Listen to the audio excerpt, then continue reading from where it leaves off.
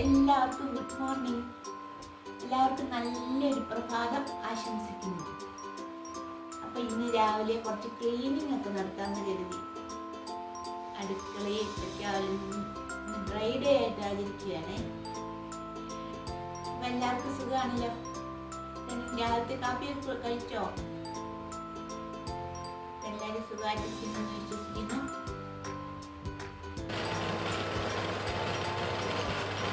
ഞാൻ രാവിലെ ഇൻഡക്ഷനെ വെള്ളം വെച്ചു കേട്ടോ. ഇത് തിളച്ചു. ഇൻഡക്ഷനെ ആവശ്യത്തിനുള്ള വെള്ളം രാവിലെ ഇങ്ങ് തിളപ്പിച്ചിടുവാണെങ്കിൽ തണുത്ത് നമുക്ക് ആവശ്യത്തിനെടുത്ത് കുടിക്കാൻ പറ്റും. ഇനി നമുക്ക് പാത്രങ്ങളെല്ലാം കഴുകി വെക്കാം. എന്നും കഴുകുന്നതാണേ. എന്നാലും ഒരു ദിവസം പ്രത്യേകമായിട്ടൊന്ന് നന്നായിട്ട് കഴുകി വെച്ചെങ്കിലേ ഒരു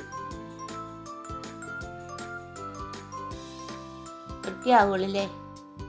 എല്ലാ ദിവസവും അങ്ങനെ പെട്ടെന്ന് കഴുകി വെക്കും. എല്ലാ പാത്രവും കഴുകി നന്നായിട്ട് കഴുകി വെക്കണം.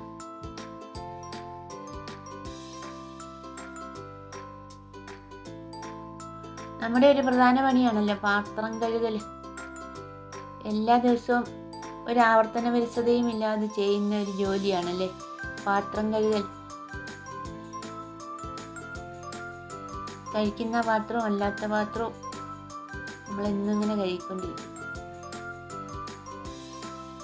പാത്രം കഴുകലെല്ലാം കഴിഞ്ഞ് ഗ്യാസ് അടുപ്പ് വൃത്തിയാക്കാൻ പോയേ. അപ്പോൾ എനിക്കൊരു 8ൻ്റെ പണി കിട്ടിയ. ഞാനിതെല്ലാം കൂടെ എൻ്റെ പ്ലേറ്റും എല്ലാം എടുത്തുകൊണ്ട് സിങ്കിനകത്തിട്ട് എല്ലാം കൂടെ ഒന്നിച്ച് കഴുകിക്കൊണ്ട് വന്നു. അപ്പോൾ ഇതെല്ലാം മാറിപ്പോയി. എല്ലാം അങ്ങോട്ടും ഇങ്ങോട്ടും മാറിയും മറിഞ്ഞും പോയി കേട്ടോ. പിന്നെ ഒരു തരത്തിൽ എല്ലാം മാറ്റിയും മറിച്ചും എല്ലാം വെച്ച് ഒരു തരത്തിൽ ശരിയാക്കി വെച്ചു. ഒരെണ്ണത്തിന് ഒരു അടുപ്പിൻ്റെ വെച്ച് നോക്കുമ്പോൾ അത് ശരിയാവുമല്ല. അപ്പോൾ വേറെ അങ്ങനെ അങ്ങോട്ടും ഇങ്ങോട്ടും എല്ലാം മാറിപ്പോയി. ഓരോന്നോരോന്നെടുത്തുകൊണ്ട് കഴുകിക്കൊണ്ട് വരുമായിരുന്നെങ്കിൽ ശരിയാകുമായിരുന്നു. പിന്നെ ഒരു തരത്തിലെല്ലാം ശരിയാക്കി വെച്ചു കേട്ടോ. അത് കഴിഞ്ഞ് പിന്നെ പാചകം കഴുകാൻ പോയി. വലിയ പാത്രങ്ങളെല്ലാം എടുത്ത് വെച്ചതിന് ശേഷം പാചകമെല്ലാം തേച്ച് വൃത്തിയാക്കി കഴുകി. എന്നും തൂത്ത് തുടച്ചിടുന്നതാണേ. എന്നാലും ഒരു ദിവസം നന്നായിട്ടൊന്ന് കഴുകി വെക്കുവാണെങ്കിൽ അത് ഒരു വൃത്തിയാണ്. അങ്ങനെ പാചകമെല്ലാം നന്നായിട്ട് തേച്ച് കഴുകി അതിനുശേഷം തറയും തുടച്ചിട്ടു കേട്ടോ. അടുക്കളയുടെ തറയും തുടച്ചിട്ടു. വെള്ളം ഒഴിച്ചു. വെള്ളമല്ല, ഒരു തറ തുടയ്ക്കുന്ന ഒരു സാധനം വാങ്ങിച്ച് വെച്ചിട്ടുണ്ടായിരുന്നേ, ഡിറ്റർജൻറ്റ്. അതൊഴിച്ചിട്ട് അത് ഒരു കടപ്പെടുത്തിട്ട് അതിലേക്ക് വെള്ളം ഒഴിച്ചിട്ട് അങ്ങോട്ട് തുടച്ചാൽ മതി. നല്ലപോലെ വൃത്തിയാകും. നല്ലൊരു മണമുണ്ട് അതിന് കേട്ടോ, നീല കളർ. അപ്പോൾ അങ്ങനെ പാത്രം തുടയ്ക്കലും കഴിഞ്ഞു. അടുക്കളയിലെ പണി വൃത്തിയാക്കൽ ഏകദേശം കഴിഞ്ഞു കേട്ടോ. അപ്പോഴാണ് മീൻകാരൻ വന്നു. അപ്പോൾ മീൻ മേടിച്ചേക്കാന്ന് കരുതി മീൻകാരൻ്റെ വണ്ടിക്ക് എടുത്ത് ചെന്നപ്പോൾ മത്തി മാത്രമേ ഉള്ളൂ. ബാക്കിയുള്ള മീനെല്ലാം തീർന്നു പോയെന്ന് പറഞ്ഞു. അപ്പോൾ ഞാൻ 1 കിലോ മത്തി മേടിച്ചു. കുഞ്ഞമത്തിയായിരുന്നു കേട്ടോ. കുഞ്ഞമത്തി വെട്ടിയെടുക്കാൻ ഭയങ്കര പാടില്ലേ.